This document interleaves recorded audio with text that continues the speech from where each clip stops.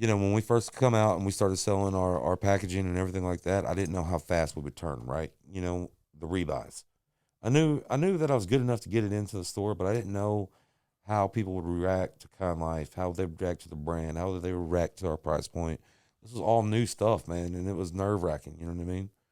And, within a couple of days, we were getting calls back saying, boom, we need another pound, we need another pound, we need another pound. And I'm like, holy smokes. You know what I mean? Like, people took to us. And that was the most exciting thing, one of the most exciting things I've ever done in my life. Out of the military, out of the liquor industry, was watching the industry, the medical marijuana industry, get behind Kind Life companies and just represent the way they have. The Jordan Duron Podcast. Am I doing your intro? Yeah. Remember? Everybody knows who you are. Oh, okay. Hey, it's Jason Burgess with Kind Life Companies out of Pascagoula, Mississippi, part of the medical marijuana program. We're a cultivation about 7,500 square foot, 8,000 square foot under canopy out there, and just fighting right now in the market. You know what I mean? So, where'd we meet at? I know you know the place. Cultiva RX, man, with Derek Pardo and those guys out there, bro. But this is fell in love with them. Wanted to have Jason on the show. I have cerebral palsy. I'm a medical marijuana guy in Mississippi. I have my card. I was prescribed Lortabs for many years. I got off of it, the way it made me feel, found cannabis, changed my life. And right now, since I became a medical patient, I've cut out a lot of my drinking just to focus on the benefits of this. And it's been a lot on me. We're going to dive into this show. Yeah. Absolutely. If you've been curious about medical marijuana, and we're talking, this is something that I use day to day. You probably see me with it, but there's so many just ways that you can gummies too. Right, you got gummies. You got. I want to normalize the industry for me. Yeah, absolutely. I've got some dab at the house, and I feel weird every time I hit it, bro. You know what I mean? Because of the way you have to smoke that sometimes. You know what I mean? Like, you smoke it out of a pipe. It's a glass pipe, and you got so many different ways. Yeah. And I think that was when people get their medical cards, they get confused. A lot of people that are going to get their medical card don't know anything about weed. Absolutely. And I think that was a big thing. I got my medical card, $150 at MP with IVs right there in Wool Market by the cannery. Right. I think when I got my medical card, I didn't know about it either. You know and it's honestly hard to sign up. Right. It is. It's a pain in the ass. I have a buddy, Cal. He just got his, and he did the process with MP with IVs. And then you still have to send off to the state. Right, exactly. And that throws you off. Right, it does. Keeping up with the process. Like when I had to renew my license, I was like, what do I have to do? I have to go to the doctor. Maybe I have to go to the doctor. She's got to sign off, and then, some person grabs my phone and does a refresh, and next thing you know, I've got it again. You know what I mean? Like, I guess it depends. How long did it take for you to come in? 2 days, man. It was quick. Mine was a day. Yeah, it was. They're turning them around left and right. I mean, and the process ain't like they're not going to go in there and do an MRI. You know what I mean? Like, they believe what you're saying. You bring in a little bit of documentation. You know what I mean? And they check you out. You're probably going to get your card. If I brought my whole entire medical records from Shriners. Yeah, hey. I handed it. Said here, take this. I called, reached out to Shriners. Thank you, Shriners, and they sent it to me. And I was like, here. Right. You need anything else? Right, bro. I brung in my whole military record. It was like this thick. You know what I mean? It got to the point where I got terrified to go to doctors because when they seen my disability, it's instant Lortabs, Oxycontin, Somas. Yeah, absolutely. I mean, I've been on a cocktail. Right. I have too. So I was, I always dabbled at smoking when underage when I was younger. Yeah. We all do that. Right. Peer pressure is a big part of it. I don't say I've ever felt peer pressured in it, but I would smoke and I didn't like it that much. Right. It was all right. But then when I got in my mid-20s, I wanted to get off of Lortab stuff. So I was like, you know what? I'm going to discover medical marijuana. I started reading on it. Yeah. And life-changing from what has grown in the ground. Pharmaceutical pills, because they're approved, right?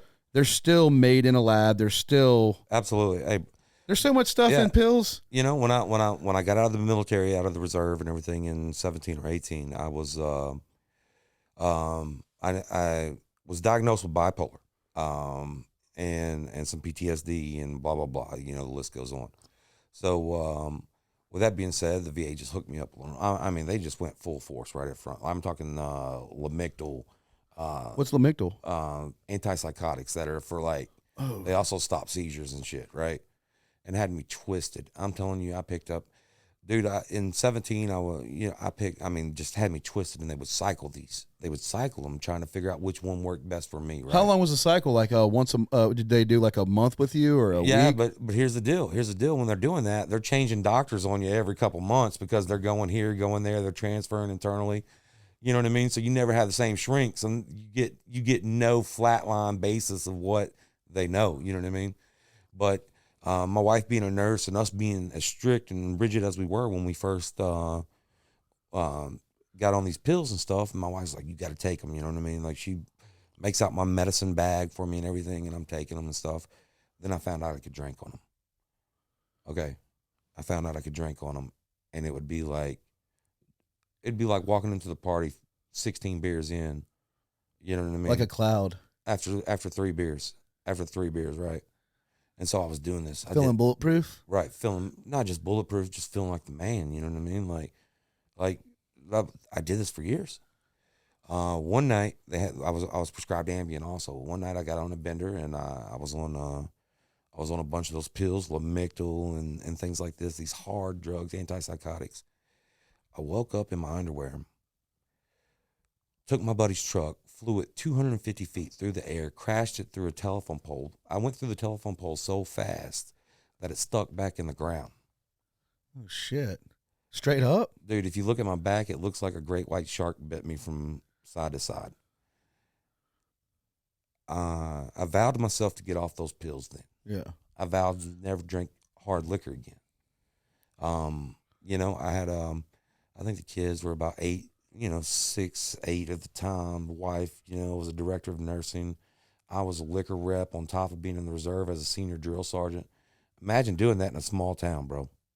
Right? What's a small town? Do you know? 37,000, maybe 60,000. Okay, yeah. But I mean, everybody knows you. Everybody knows you. Yeah, right? everybody knows what Jason's doing. Right. Jason, the kid that came from the trailer park that made something of himself. Were you called Black Sheep? Oh, dude, Black Sheep's like a go-to for me. Yeah. So we'd walk through Walmart in Kentucky, and somebody stop me and be like, "Hey, bro, can't believe you're not dead." You know what I'm saying? Oh shit. And my kids would be standing right there, and it hurt me. You know what I mean? I just finished a military career that was spotless. I've got a wife and 2 kids. You know what I mean? And to have something like that hit me, and it wasn't, dude. It was awakening for me, right? Yeah. I knew I had to figure it out myself. I knew I had to get off the pills. I knew I had to get off the liquor. And my brother-in-law, Alan Blanks, came to me one night, and he's like, "Hey, man," he's like, "just try to smoke this." I've never touched weed in my life till I was about 37, 38 years old, right? Yeah. And what was that like? I'm like, "Alan, man, you're so bad influence." I used to mess with him real bad about like not bringing weed to my house. It smells bad. You're that guy. You were that guy. Yeah. We're all drinking tonight. Yeah. Don't bring weed to the house. F you. Yeah, I got kids around. They can smell it. You know what I'm saying? They got, Alan's like, "Dude, if you try this." I said, "Man, I'll try it." And I'd smoke it at night, man. I had a cabin on like 5 acres out in the middle of nowhere in Kentucky, right? And it was the best thing that ever happened to me at night.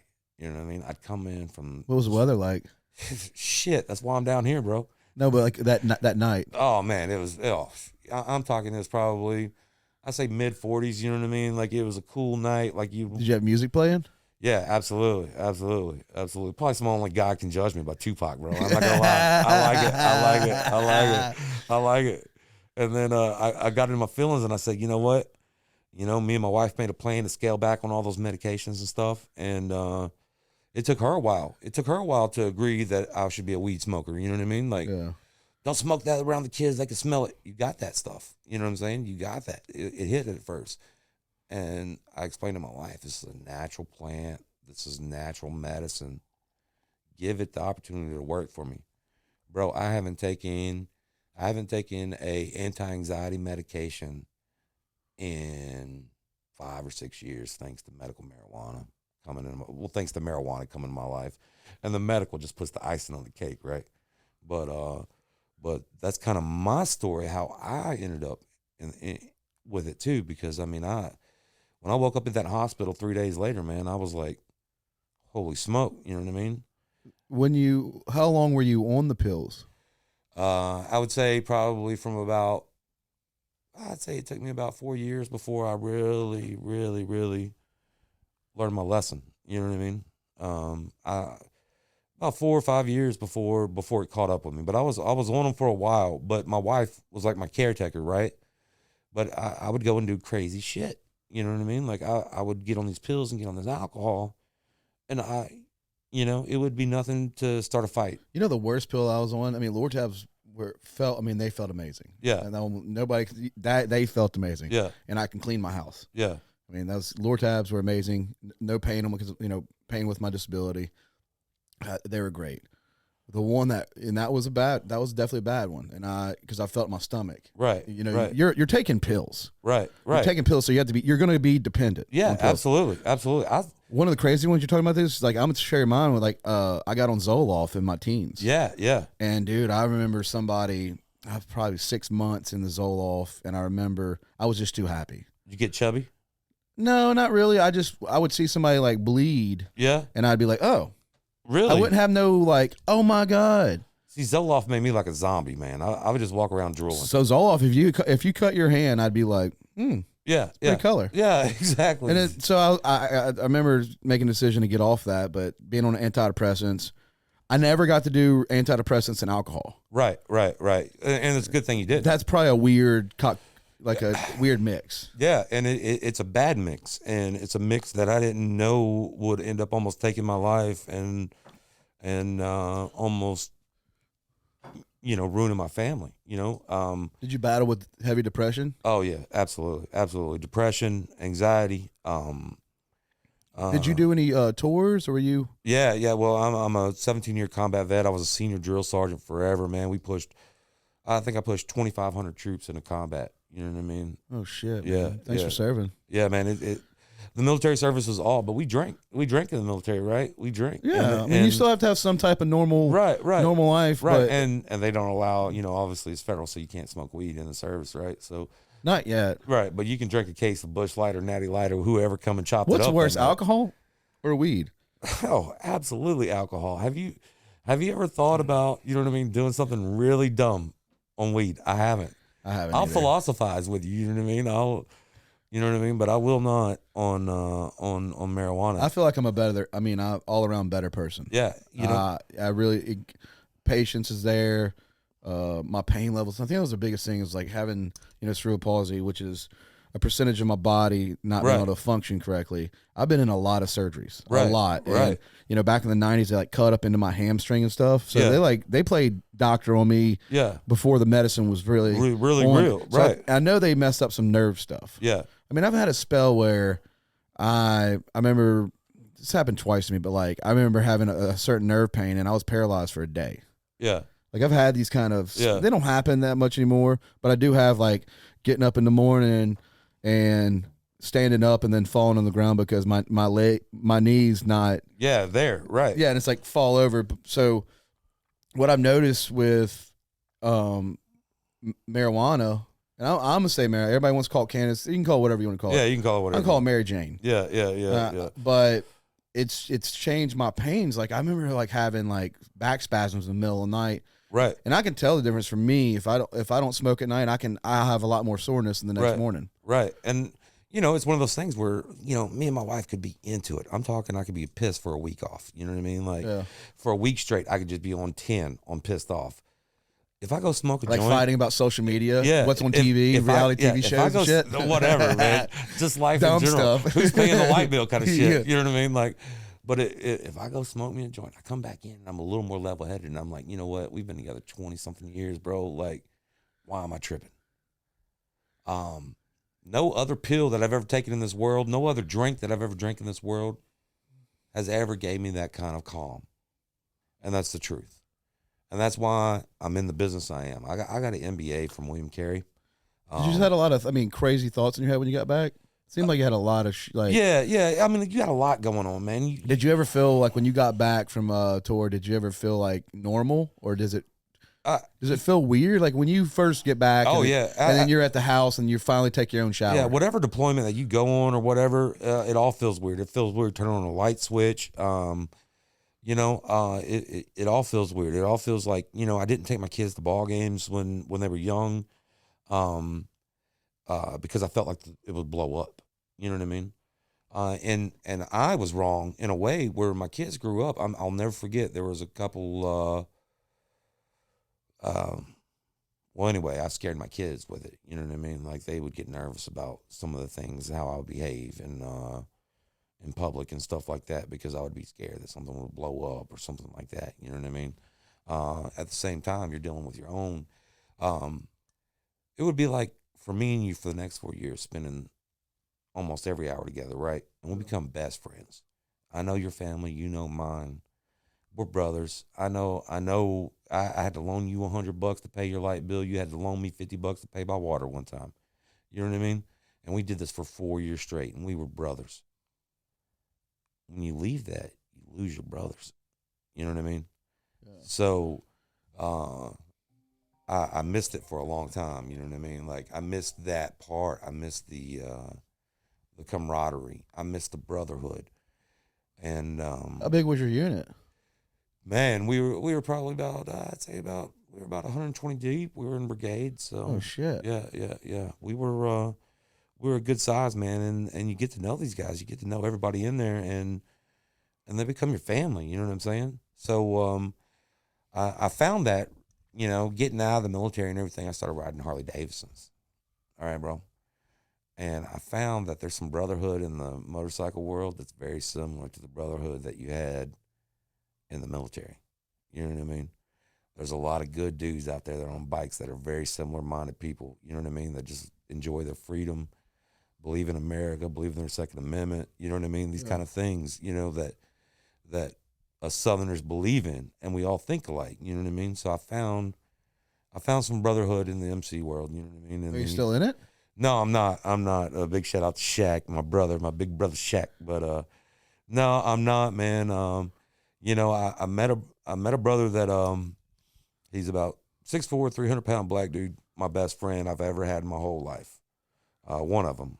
I think I have about 3 or 4 of them, but he's one of them. He's one of them that hopefully will be carrying my casket when I'm buried. You know what I mean? Yeah. If I could pick 6, he's definitely in there. So the MC world still has a lot of cultural bias, if you get what I'm saying. You know what I mean? Based on skin colors and stuff like that. Some, you know what I mean? You're a certain race. You got to be a certain race. They're all different. Club. You got to be a certain race to be in that club. I do have to respect the MC world. I have he's Brandon Davis. He's a MMA fighter. Yeah, he's a friend of mine. He's got it's outside of the riding club Banditos. Yeah. So he's Savage Associations. Yeah. He rides with them. Yeah, he's absolutely. Like there's like different branches, and I actually every time I've even been around them, been the greatest people. Yeah, absolutely. And you have to, for me, I've learned that like you have to like show me your bad side, right? For me not to be around you, right. Some of the nicest, loyal people I've ever met are just dudes on Harleys that ride together. Absolutely, they take care of their family. They're right. It's a brotherhood. Yeah, it is a brotherhood. I can see now a military going into the biking world. Yeah, but and to find that brotherhood, right? And I had lost my way a little bit because I'm a talker. If you haven't learned by now, like. Me too. And so when I had all my brothers around me, man, we were always shooting the bull, this and that. And then one day it's gone, right? You like their stuff on Facebook, they like yours. You get a message here and there, you know what I mean? But nothing like being together, right? So that's where the MC world and kind of the Harley Davidson, I wouldn't say MC, but the Harley Davidson world kind of took me. You know what I mean? I've met some great people along the way, regardless of what club they're in. You know what I mean? Irregardless. For me, growing up, I was always big in the Vietnamese culture. Yeah. For loyalty, and then shout out to Max Marathon, go get his food in Gulfport, man. Yeah, that's my boy. Yeah. But like I grew up I spent time in the Vietnamese culture. Yeah. That's kind of like they're so loyal. Yeah. And some of the best people, and people always would be, I did have a Honda. I used to wear bell bottoms. Yeah. I used to gel my hair. Yeah. You know what I mean? Yeah. I've had several. Right now, I still have I still have a box and I still have a scooter. Yeah. But I get you. I mean, you start seeing that, like, and then you look into like, this perspective, you kind of open my eyes. You're over there on tour and you're 120 deep. You start hanging out with 20 or 30 good friends. Yeah, exactly. Y'all listen to the same music. Y'all grill out together. Right. Y'all protect each other. We talk about our family problems back home. You know what I mean? And some deep shit, like stuff that you don't really want to talk about. And then you just go home, and then all of a sudden you go back to normal life where you get home, you put reality TV on like the Kardashians. You're like, what the hell am I doing here? Yeah, exactly. Like, why am I watching reality TV? Right. Is there another what news channel should I watch? Should I watch CNN or should I watch Fox? Right. Is this confusing? That don't look exactly like it looks when I'm over there and you're reporting it like this. Right.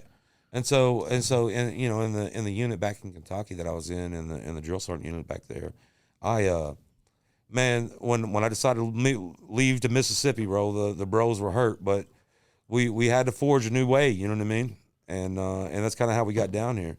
But it gets interesting how I got hooked up in the Mississippi medical marijuana program and Kind Life. I feel like y'all both had Tinder. The owner of Kind Life, and he had Tinder and you had Tinder, and y'all were just doing this. Yeah, direct like. No, is there a medical marijuana group for people? Yeah, form. There's got to be a form. There's got to be a form. Remember back in the day, the forums, like I was a part of a Ford Lightning forum. Yeah. I remember. I have a black Ford Lightning. Yeah, do you? Yeah, so I'm. Oh, you're part of it. Yeah. Oh, I'm super. Like, I used to be. Get out of it, but I could see this is just me figuring out. Yeah. Let me do my story on how Jason started working in the medical. I got a piss. You're sitting at the house. You're on a forum. Yeah. Okay. And all of a sudden there's a post, and it's the owner of Kind Life. Right. And he goes, about to have a new project in Pascagoula, doing our own grow. Who wants to join the team? And you take a bite of your crunch wrap, and you're like, oh, and you set it down, and then you're like, I'm all in because it's changed my life. Bro, it gets a lot weirder than that. Okay, you go. Now it's your turn to tell the story. Okay, it's the real story. So check this out. My little girl, man, Isabel, she's about to be 18. Well, anyway, a couple years ago, she breaks up with a little boyfriend, has heartbreak and everything, and I couldn't stand the dude. You know what I mean? I just didn't like him. You got a daughter. No, this is a different kind of guy. You know what I mean? Just. Do you want to give his address out? No. Okay. We can go. One more 40 and we're there, bro. But nonetheless, you know what I mean? So they break up, and I'm kind of glad for it. You know what I mean? A couple months go by, and there's a couple boyfriends, dates in between, but she's not really, you know what I mean? She's got her head on squared away. She's doing great things. So I'm not really stressing her. And this guy from Ocean Springs is like, hey, you want to go to my homecoming? Ask her on like Snapchat or whatever the kids do. And my little girl became impulsive and was like, yeah. It turned out our grower, John Jordan, his son, Jack Jordan, is my little girl's boyfriend. They've been together for about a year now, bro. I know it's weird. I know. I get it.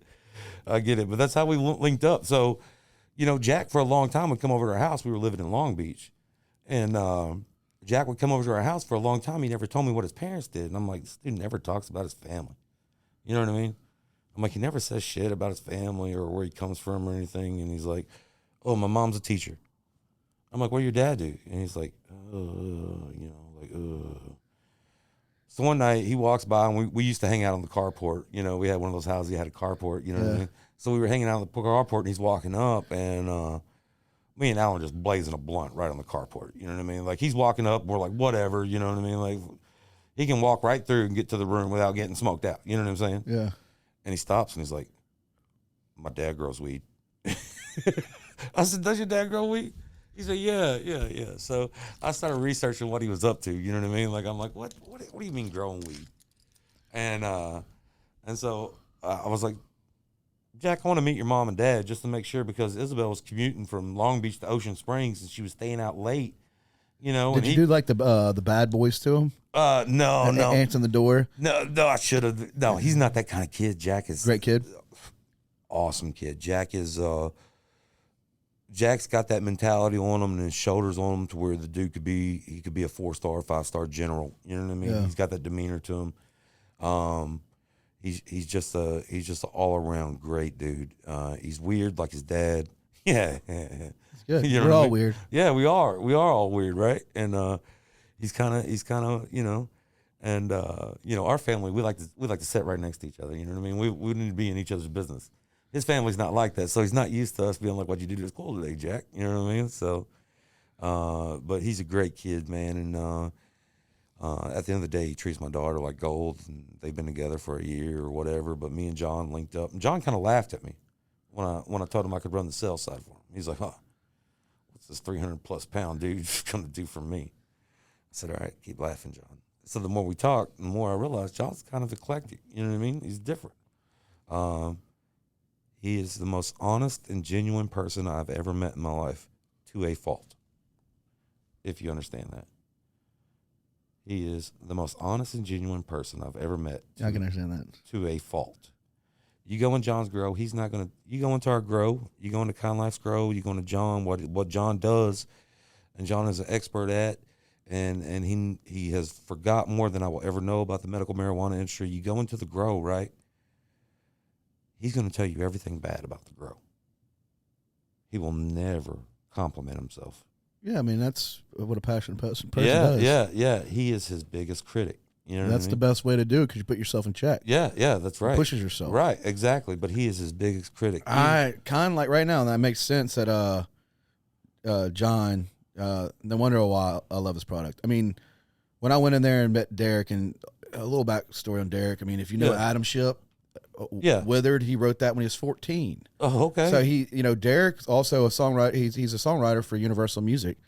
There's people that know about it, but Derek wrote Evanescence album with 12 Stones. No shit. Derek wrote that album. Like, he was a big part of writing that album. So I was in Derek's. Derek's got his dispensary right there by Mazzano's, and I got to meet Jason, and I love the hustle. Good pricing. Yeah, absolutely.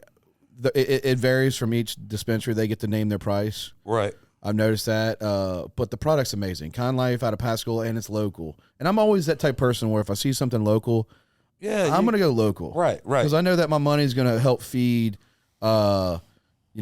John's growth in the business. Absolutely. And your family, and gives you a paycheck. And I really never understood what local meant until I started working for the Jordan family. You know what I mean? Like, now I worry about where I spend my money at a restaurant. I don't, you know what I mean? If it's your restaurant, I'm going to go to your restaurant before I go to a chain restaurant, because I know that you might have, somebody that's dependent on that. You know what I mean? Yeah.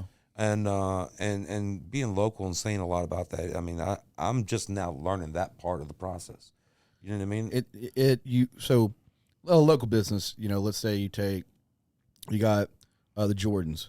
Right. Well, if I go spend money with a corporate, sometimes you have to do, corporate ways. Right. But if you go in and you spend, money with Kind Life, and they're they're coastal. Right.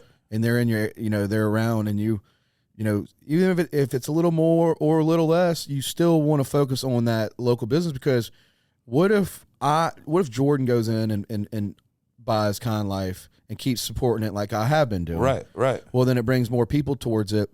And then when you bring more people towards it, then John's able to hire more employees, which more employees have families, husbands and wives, and kids. And then you start seeing this cobweb where, y'all go from a 7,000 square foot facility to a 50,000 square foot facility. Absolutely. Everything the Jordans are doing right now, they're reinvesting it back into the company. We are teetering on the edge of being okay. We just got to figure a couple things out here and there, on the P&Ls and the profit and loss. When you start reading the OIs, where did you go here? Where'd you go there? We got to figure that out. But at the same time, man, our employees we got working back there, I mean, we got Joey, Lacey, we've got Patrick, And they all got families. They've all got families. And you get to know these people, bro. And being on the sales side, you feel that every time you go into an account, you know what I mean? And you're trying to sell the next pound or whatever it is, you feel that pressure. Did you have experience with strands before you joined the team? I didn't have experience with strains. What happened was I went into the reserve after I got off active duty in '04, and I finished out in the reserve. And when I did that, I was working at a local casino in Metropolis, Illinois. And I would drink coffee every night, and I met this guy, Ray. And Ray would just sit down there and drink coffee, but he would play video poker like a madman. I never knew, but Ray would never win or lose money, but he would have what they call a theoretical in the casino industry that was astronomical because he was a good poker player. And then one night he was like, "Hey, Jason, do you ever think about leaving the casino industry?" And I had Isabel coming along. That was 18 years ago, almost 18 years ago. And I was like, yeah, I think about it. He's like, well, he's one of the heads of a wine and spirits distribution company that, you're talking Maker's Mark, Wild Turkey. He was the distributor for all that. Long Branch. Yeah. He, and he put me on in the liquor industry. And it's not state controlled like Mississippi is what they call state control for alcohol, right? Where the state, you have to go buy it from a dispenser, like a depot or whatever, right? And then like the liquor store has to go buy it from a depot, and then the state controlled depot, and then boom, it goes to their shelves, or they have to whatever pick off the state depot. Kentucky, it's the same as selling weed, man. You go into the account, you say, "Hey, I've got this vodka," you know what I mean, this and that. And boom, you sell it in. That's how you do it. Very similar, right? But there's no state control. You are direct from you to the customer. It is no the state. The state doesn't control what you would think like. The state doesn't control any of the middle tier stuff. So you're able to get stuff in real time. Like you got a new bourbon that comes out to market, boom, you can do it in Kentucky in 3 days. Where in Mississippi, the state might take set on it for a month before they accept it or whatever it is. And so it just the alcohol industry just filters into Mississippi, weird, but yeah, that's, but you only need like a permit. You don't need to like go and, go to this certain place. Right. Well, in Mississippi, they only can buy from the state, right? Yeah. They have the state controlled. Yeah. 100%. Yeah. That's a weird, I mean, it's Kentucky is not like that. It's the Wild It's West. a free fall. Yeah. Just go for it. Yeah. What about the grows here? I mean, could you go sell to any dispensary? Yeah, I can go sell it to any dispensary here in the state of Mississippi. Yeah, absolutely. I can go sell if their licenses are correct and stuff. I can go sell to any of them. Some dispensaries we've got to, I didn't think, when we first come out and we started selling our packaging and everything like that, I didn't know how fast we would turn, right? The rebuys. I knew that I was good enough to get it into the store, but I didn't know how people would react to Kind Life, how they would react to the brand, how they would react to our price point. This was all new stuff, man, and it was nerve-wracking, you know what I mean? And, within a couple of days, we were getting calls back saying, boom, we need another pound, we need another pound, we need another pound. And I'm like, holy smokes. You know what I mean? Like, people took to us. And that was the most exciting thing, one of the most exciting things I've ever done in my life. Out of the military, out of the liquor industry, was watching the industry, the medical marijuana industry, get behind Kind Life companies and just represent the way they have. It's just been impressive. How many grows are there in the state of Mississippi? Do you know? Whew, there's a lot. There's a lot of grows. You've got us. I know on the coast you got us. You've got Southern Grown right there next in Ocean Springs. And there's a couple more, man. You got I can't tell you where they're at, but I know there's a. You think there's more than 30? Yeah, I believe so. But every grow is set up different. Like I actually just went and toured Big River, that does the moon rocks. Yeah, they came out with the moon rocks. Very cool grow. So man. I'm texting Emily about my kid on the school bus. Yeah. Go ahead. People, I mean, I have to check with the. Yeah. But keep going. Yeah, but just went and toured Big River yesterday, day before, man. I met with Finn and those guys in Leland. And very different from us. A lot bigger than us. Massive expansion right in Vicksburg. And it's just everybody's doing things a little differently. Everybody interprets what's supposed to be done Do you need all that square footage though right now when you're trying to?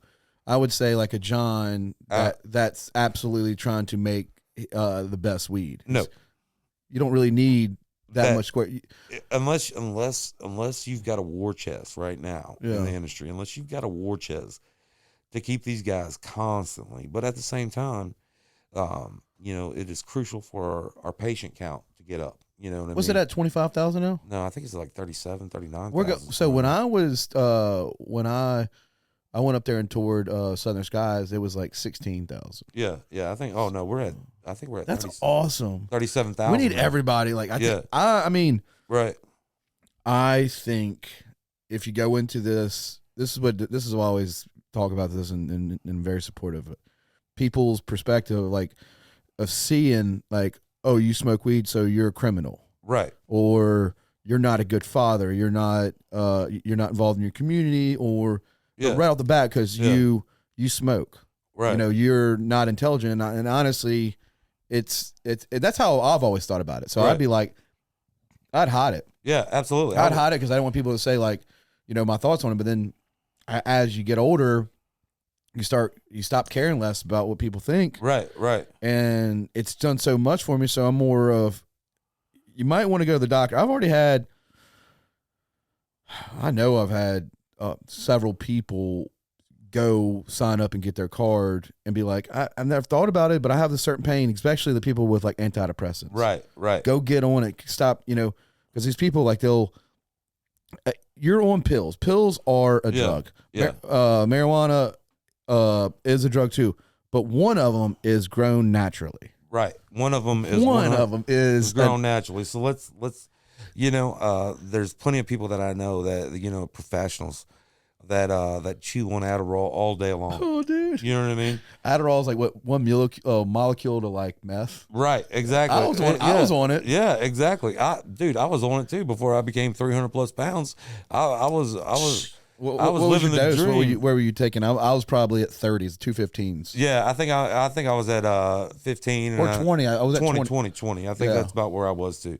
That's probably the average. I think I was about 22. But I mean, hell, you get things done, but at the same time, man, it is not natural. It's addictive. I mean, it's addictive as they come.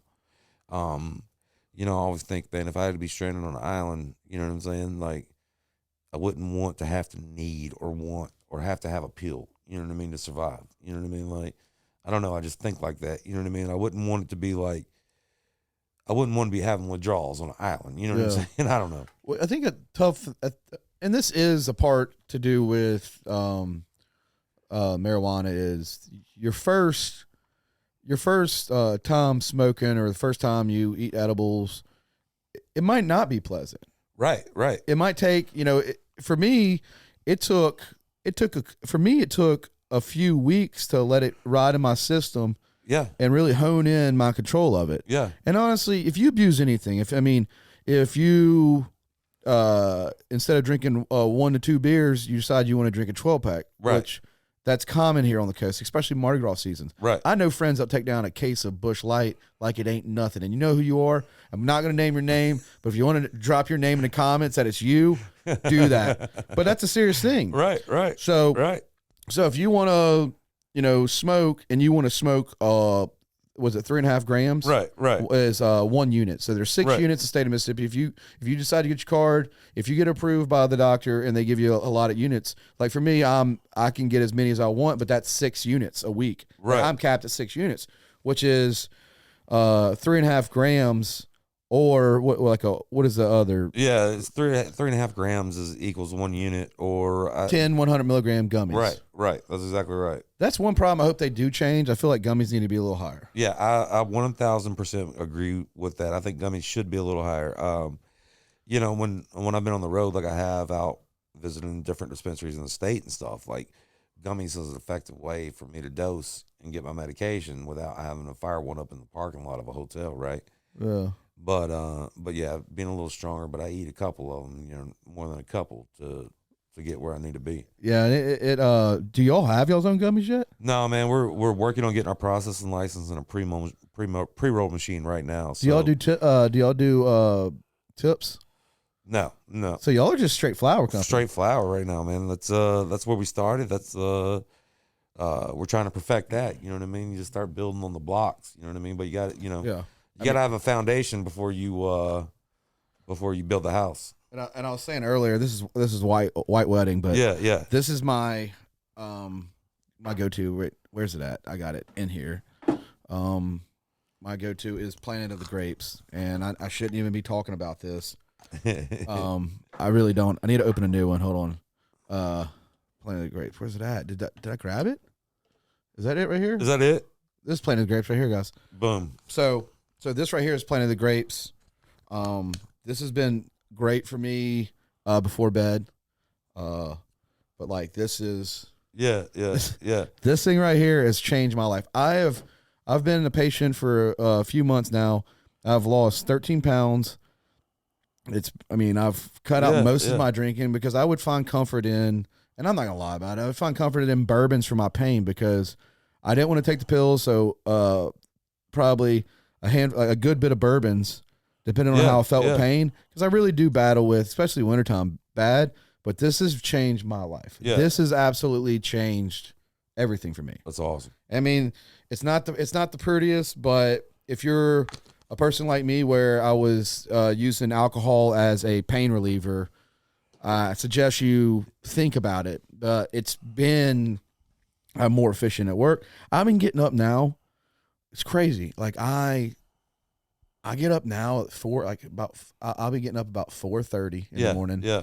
And I go do cardio. Yeah. I'm more like on it. Like I'm in bed early now. I sleep like a baby. Right. I don't have because I would have I get cramps in my leg, and I said it's so bad that I'd have to go home, and I knew my level. I'd be drinking, so before bed, an hour before bed, I would, because I never at night, honestly, I'd have a cocktail at 9, 10 o'clock, a couple of cocktails. But about that last hour, I would drink until I felt my comfort level. Yeah. I would literally sit there and drink until I'm like, oh, I don't feel anything. All right. Right time. Exactly. With this though, it's you can instant. Yeah, absolutely. Straight to the dome, and and it mellows you out. I think it relieves anxiety.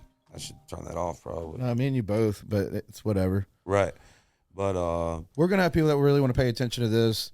And support Kind Life and absolutely, and the benefits. Like I was wanting you to come on and just, you shared stories about your depression, your PTSD, and neither one of us were we're not experts at this. No, we're not, absolutely not. Do you know all the strands? No, I don't know all the strands. What's it like hanging out with John and he talks about strands? You get confused? No, I take a notebook and a pen, dude. He'll start rattling, right? He'll get high, right? And he'll call me up. What's up, bro?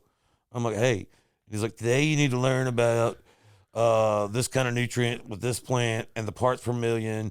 And he would start rattling off about how he's perfecting and dialing in this stuff. You know what I mean? Yeah. And I'm good with it. I'm learning, but it gets him going. You know what I mean? I can tell. Is a passion driven for him though, that he's helping people? Yeah, absolutely. So 100. I mean, a person like why would he?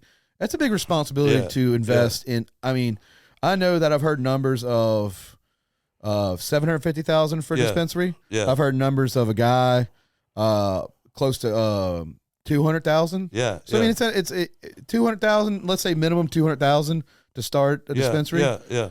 What a grow's got to be 7 figures. It's very well close to that. Yeah, absolutely. I mean, it grows it's $1 million. It's $1 million investment. I mean, John's waking up and going, I got to do this. I mean, I'm pretty sure he thought about this. Well, I didn't know until I met you. I did not know. There's a local Pascagoula. That's important about having you a part of the team too. Is when I seen you, I was like, I'm buying all their stuff. Yeah. And then I called. I was like, I'll hit you up. I was like, hey, where can I get the product? Because I do want to. I've been enjoying going to different dispensaries. Yeah. It's good, man, and we're heavy on the coast, man. And I'll tell you, going into all these dispensaries and selling in and everything like that, it's been a ride and it's been good for me. Previous, when I came down here, I was selling chemical hoses and stuff like that to chemical plants, right? Yeah. Now you're selling weed. Yeah. It's crazy. That's awesome. Yeah. Well, here's the deal, man. It got to the point where I was just leaving my house maybe one day a week because the engineers would just call with these orders and stuff, right? And they got to where they didn't want to see me and stuff like that. They would just call, So I created my own prison inside my house almost, where I wasn't getting out of the house. I wasn't doing anything. Getting on these dispensaries is forcing me to talk to people, and I feel better when I do it. You know what I mean? I feel like I've done something. You know what I mean? Where for 5 years. And you said you're in 50 locations? Yeah, we're in 50 dispensaries. How do you do y'all have a location list for people? No, but we could put one together. I think that's important because it's an old school. We've got an old grassroots sales strategy. We're knocking on doors, man. We're going dispensary by dispensary. We're getting to know these people. I care for them. I tell you, if somebody from Hernando called me right now that was in a dispensary that's bought our stuff and they told me they needed gas, I'd get in my truck and I'd go. Now, can y'all sell only in Mississippi, or can y'all move out of? Yeah, we're only federal. Yeah, it's only in Mississippi. Only in Mississippi. And we want to keep the program very Mississippian. You know what I mean? What's the furthest y'all go? We're in Hernando, man, and I just got back from Natchez and what's above Natchez, man. I always want to Cleveland. I was in Cleveland. We're in where Ripley, Mississippi is. Yeah. City dispensary up in Ripley, man. They called us out of the blue. Shout out to Felicia, but she called me out of the blue and she's like, we were thinking about getting some of you guys flour, and I'm like, never seen it before. I hadn't been in there, doing the sales dance or anything like that. And we shipped them a pound. She called me in 5 days and was like, can you get me another pound? You know what I mean? Have you done? Are you in Coastal Dispensary? Coastal Capital. Coastal Capital. No, we're trying to get in there with Troy. We haven't really linked up with Troy yet. Yeah. But Troy and I think Elizabeth and those guys, we've got to link up with them. I was just on the horn with them today, and we were going back and forth over some strains. So we'll eventually, hopefully, be in there. I'm pushing Brian, my buddy Brian. Yeah. He's opening in Remedy RX? Yeah. Remedy RX, right there by Hooters and Gulfport. Yeah, so absolutely. you'll be right there in the parking lot, like right by the parking lot at the hotel. I think the Holiday Inn parking lot. Yeah. But I was telling him, I was like, you got to get Con Life, bro. Yeah, man. Once I'm a creature of habit. Yeah, absolutely. But I will try different brands. I love y'all have a really good price point. Yeah. And I've had a ton of other brands, honestly. Right. That's been accessible because now, I mean, honestly, a medical card. I buy my and this is not sponsored. I really love this brand. I get my own weed, medical. I keep it. It's mine. Yeah. I have my own stash. I don't share my stash. It's my stash. And you're not supposed to do that anyways. Right. But I found one night, I smoked 4 or 5 different ones of y'all. Yeah. And I was like, okay, I'm a fan. Yeah. And then I noticed that I finished off the Planet of the Grapes. Right. I'm like, okay, this is it for me. Yeah. So White Weddings, every time John grows a new strain, right, he calls me up. He's like, oh, how does he name them? He's got names like, the seeds, whatever they are, like, you know what I mean? They come like the seed, you know what I mean? Like, he's like, he gets them from Seed Junkie and things like that. Like, he goes down the rabbit holes to find these things, you know what I mean? Does he travel out? I think he did initially, you know what I mean? And he's reached out to like some of these people in LA, like these permanent marker strains, and these, he deals with a dude named B Jeezy, you know what I mean? Like, that's the dude's name, B Jeezy. And he deals with him to get, got his seeds from him, you know what I mean? Like, he's when it comes to medical marijuana, man, the dude don't stop. He is a running computer of information when it comes to medical marijuana. This is his life, though. The Jordan family and the brothers and sisters, they pulled all their money they had and they got it together and they went in on this business, man. And once I realized how serious it was for every family member in there to make this successful, I was like, man, I got to ride with them, right? Yeah. So I feel 100% like a part of their family. You know what I mean? I feel if we have an issue out in market, that it's my issue. The level of ownership that I feel working for this family, I've never felt it in my life in any part of corporate America. So could you, since you have a grow, you can't have a dispensary, or can you? Yeah, we can. We're gonna open up our dispensary. We've got to get some lawyers doing their thing and stuff like that, depending on where we're located at and on our dispensary and stuff. So we've got some ideas about where we're going to put our dispensary and stuff. We also have a transport license that's coming that way, because right now, like to deliver, it's costing us several $100s per delivery, just to deliver the medicine to the dispensaries. It's costing us a couple $100s per delivery, right? If we had our own transport license, that would cut those couple $100s out, because we want to keep these $10 strains. You know what I mean? We want to keep a $10 strain, because we didn't realize how many people out there that are part of the program, that are on fixed incomes, that are on Social Security, that are on that are, you know, maybe they're getting their VA check and this is what they could afford. So we're definitely going to keep that price point on. And when he's saying the $10, that's what they're, I mean, they're selling to dispensaries. You know, it can go from the $10 $10 to $20. And they can sell 25. They can sell it for 30. Yeah. Is that what they want to sell it, right? Right. Exactly. It's what they want to sell it at. If they got to do, now keep in mind, if they're having a more expensive location, you got to keep in mind. Right. I mean, if you're breaking it down, you're talking that's, you know, $10 to $15 per profit. Right. You'd have to have 10 patients come in to make $150. Right. And right now, the math's kind of crazy. Yeah. And right now, our math isn't even figured out. Our math, where we're starting at and where we've came through, our math isn't even figured out, because currently, right now, we're doing, you know what I mean? We're at that break even point. We're not making anything. We're not gaining anything. We're hoping that we've got some great strains that are coming behind it.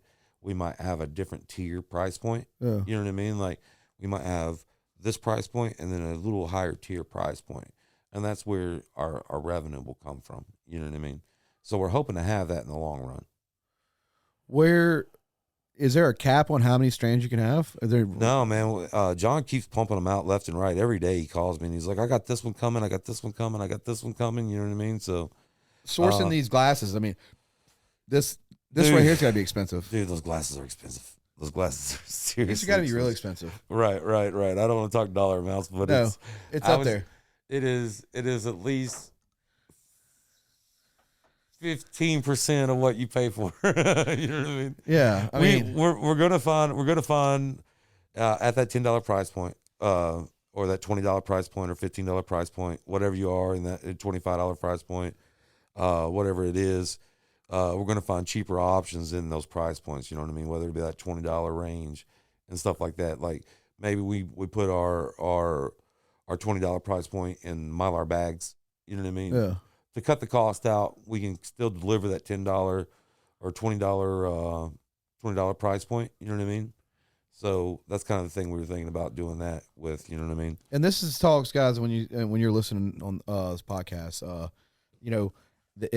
Prices, as long as they're not being smashed with, you know, creating the product prices. Like, you know, there's a lot behind the jars. I mean, we've seen during the pandemic where, you know, beer cans were outrageous for local breweries. Right, and then you get into the and you got to order a lot of these things. You can't just order. Yeah, they can't call him. Jason can't call him like, hey, I need 100 of these. Right, or 500 or 1,000. Yeah, no, they want a hefty order. You're talking 20,000, 40,000 jars, bro. Like, you know what I mean? Like, it's not a cheap process.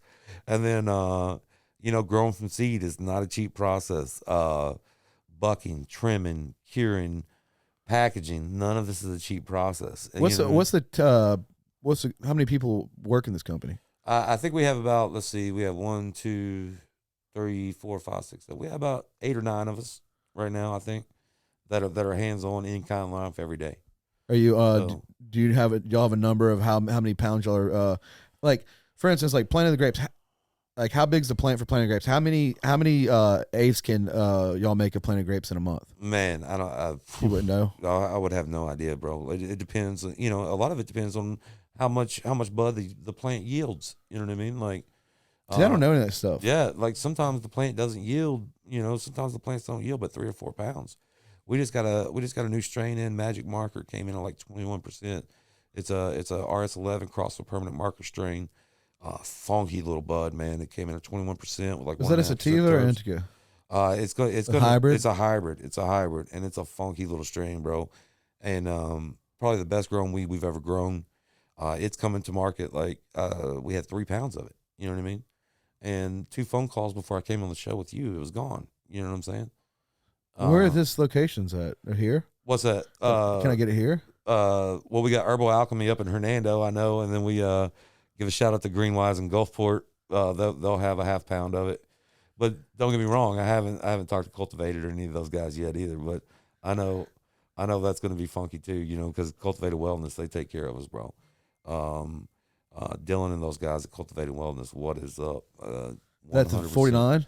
Yeah, they have one on 49. I know that these dispensaries have to be immaculate with customer service. I mean, that's one thing Troy and them are amazing at. Yeah, yeah. And that's one thing that Derek's amazing at. Yeah, Derek is amazing. The Herbalist. You ever been there? Pascagoula? Yeah. For some reason he's not carrying our brand. So wow. He said our THC needs to get better, is what he told somebody that I went in there and asked. Oh, well, so, I mean, it is what it is. Herbalists, we're here waiting on you. So there's that. I'll tell you, Bees Buds in Ocean Springs. It's a groovy little dispensary, bro. Where's that at? It's up there. It's up there on off of Exit 50, man. But you know, I kind of enjoy like the head shop side of the dispensaries. Like I like looking at their glass and stuff like that. They have their bongs and stuff. I like that head shop experience too. You know what I mean? And they got a cool little area. You know what I mean? This gift you brought me today. Yeah. I've never had one of these. Shout out to MedCan Cleveland, bro. I always try to buy something from these accounts when I'm in them, when they're pushing us. Those bud tenders are pushing us. We always try to support them, and so man, he gave me and what's the name again? MedCan in Cleveland, Mississippi. Man, that came from MedCan in Cleveland. That's sick. Yeah. So he shot. I always try to collect something cool from these accounts, man. Like, you know, and I saw that and I was like, man, my boy Jordan's gonna like that, bro. Honestly, I've had a 3D printed one, but I've never actually. This is my first ever bong. Glass bong. It's my first bong. Man, fill that up. It's you got my first bong, dude. Fill that up with crushed ice water, right? Crushed ice water. Crushed ice water. I have to. I like doing it too, bro. I have to check them out. I like doing it too. Like, you know, I get to Derek's and or Troy. Like, yeah. If I'm at Troy's and he sees me come around, Troy's actually because I have a nonprofit, Carter's Champions, which is breast cancer. Yeah. So they sponsored our pink dress run. Yeah. Did you? Last year? Yeah, cool. But I come Troy come around that corner, give me a hug. Yeah. It's just shopping local. Yeah. Man, we love Troy to death. We love what Coastal Capital's doing. I was just texting back and forth with him today. Hopefully we'll be in there soon, giving his blessing and stuff like that, man. He's busy. I get it. Like he was the first established and stuff like that. So we will catch up with Troy hopefully, man. This is a gold rush right now. Yeah. Like how many grows can you have? There's you got Winston Caesar. I don't know the Winston Caesar. He's got a grow coming up. I forgot the name of it, but Winston Caesar. Yeah. You know Winston? No, I don't. So he's a part of. I went to St. Martin with them. Yeah. And then you have I think Moose Logistics coming out with a grow in Dyersville. I talked to George. I think George is going to have one in Gulfport. Wow, yeah. So there's a couple grows coming. Like George has a Triple Diamond Pond. Yeah. Okay. So there's a few of them that I know of that are going to be popping up pretty soon. Yeah. But it's going to come down to quality. Yeah. And customer service, because now you're seeing dispensaries pop up. You're seeing grows pop up. Right. But if you who could sustain? If you go into the mindset of, we're the only dispensary. Right. No. Right. I'm shopping. I'm going. I'm hitting them down. Now I have a card, so I can go to 6 different dispensaries in a week. Yeah. Exactly. I'm excited to get with my boys. You know, it's kind of like finding a church or whatever it is. You know what I mean? You go to the we church. Need to go. You go to the church and you start standing up and dancing and stuff. You're like, oh, I'm going now. You know what I mean? I told. And then sometimes you go to the church and you're just kind of like, I just want to go eat. Everything's different. Yeah. Exactly. I have a buddy just got his medical card, Cal. Yeah. And I'm like, hey, when are we gonna get together and just go shopping? Yeah. When are we gonna go hit different dispensaries? I have not yet been to a dispensary with a friend. Really? Yeah, I want to go do that. I want to go get a group of friends and go shopping. And go shopping at different dispensaries. Right. And they all got different products. I mean, there's so much. It's so crazy how, I hope it doesn't turn into the bourbon world.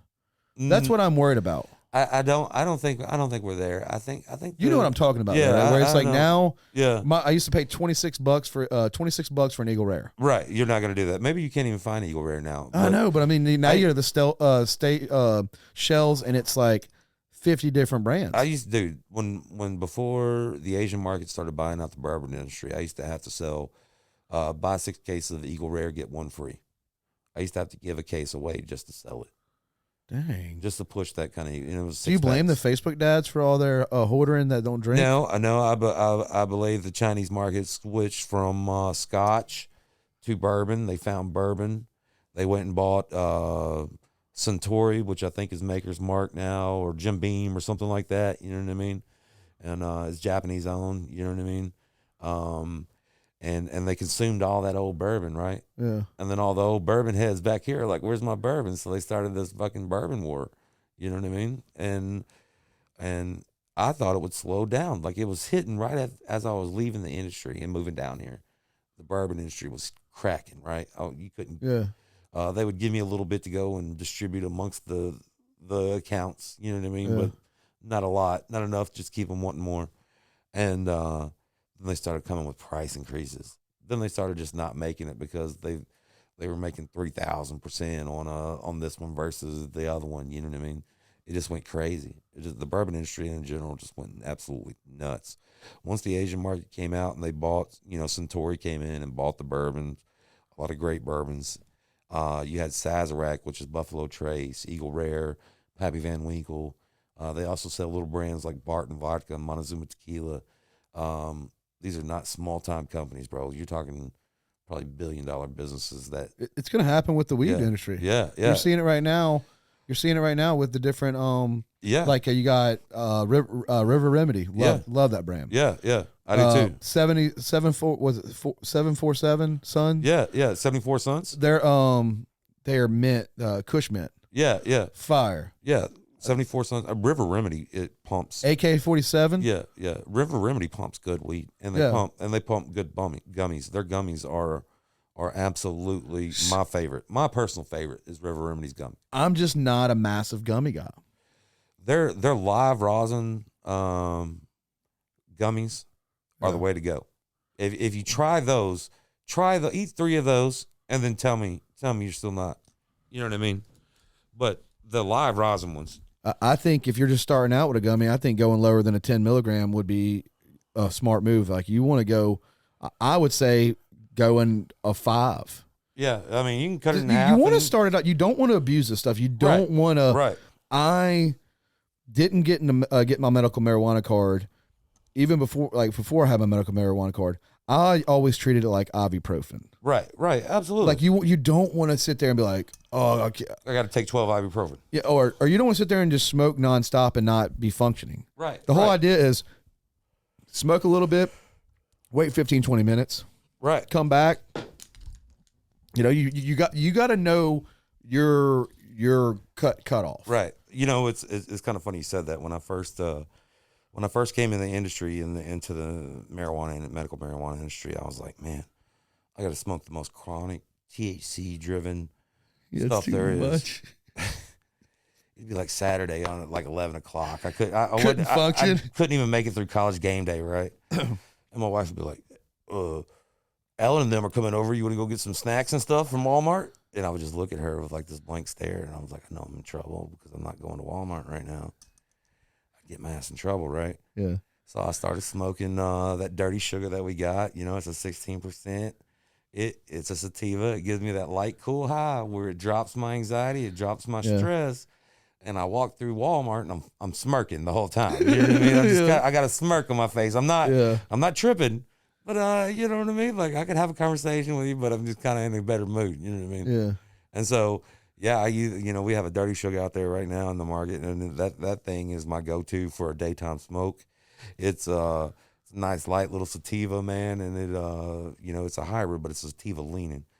And man, it really it's my Walmart. It's my Walmart go-to. When my wife says, like, "Hey, we're gonna go to Walmart," I automatically go smoke dirty sugar. Do you buy a bunch of like crazy stuff like beef jerky and pickles and Dude, I do.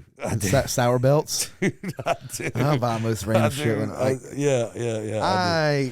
I get super. Yeah. I buy most random shit when I'm at Walmart. Yeah, Like it's bad. Like I'll buy. I've really started getting into these candle warmers. Yeah. The scent ones. Yeah. I grew to where like having to go to Walmart, or you know what I mean, for me is one of those things where it's like